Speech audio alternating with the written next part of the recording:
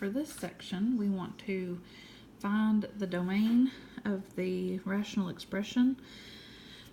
So to do the domain, you cannot divide by 0 for rational expressions or fractions, so we basically need to know where the denominator is equal to 0, and then we can't use those numbers. 0 in the numerator is okay. So what we do to find the domain for this is we would set this denominator equal to 0, so we would do x squared minus 9 is equal to 0, and then solve by, if you're solving quadratics, you can factor, do the quadratic formula, complete the square, whatever. Most people are going to opt to factor because that's usually the quickest way. So that's a difference of squares. So we'd have x minus 3 times x plus 3 is equal to 0. And so then if you have two things multiplied together to give you 0, one of those would have to be 0. So we would have x minus 3 would be 0, or x plus 3 would be 0, and solve. So we get x equals 3 or negative 3, which means that x cannot equal those two numbers. Some people prefer to do it with not equal to's. It's fine. However you want to do it is fine. So for your domain, you would say, you can write it as intervals if you prefer. I just want to make sure you can solve, so you don't have to do it in any certain notation. You can just say all real numbers except negative 3 and 3, or plus or minus 3, however you want to write that.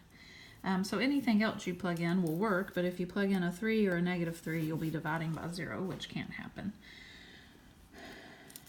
So for the next one, this one's already factored for us, so we just set it equal to 0.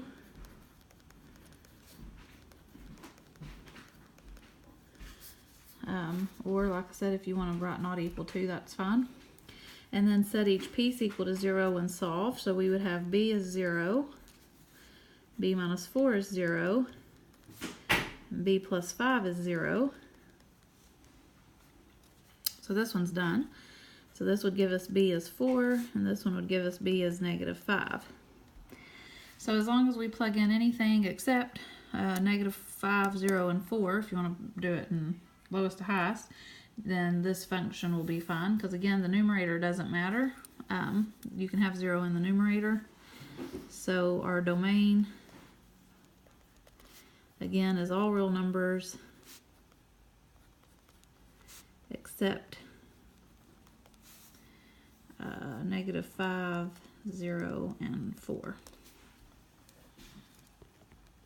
The only time that the numerator would matter on these, which I don't think this book does it this way, but the only time it would matter is if you have like a square root in the numerator. And when we get to square roots and stuff, because you can't take square roots of negatives, so that have to be bigger than 0. But we're just worried for this section, we're just worried about the denominator being 0. For this one, again, you want to set the denominator equal to 0 and solve however you want to solve. So factoring is usually the fastest way. So this is y minus 5 times y plus 4 is equal or not equal to 0, however you want to write it. So set each piece equal to 0. So we get y's can't be 5 and y cannot be negative 4. So your domain is all real numbers except negative 4 and 5. So again, for this one, just make sure you're only worried about the denominator being 0. The numerator can be 0.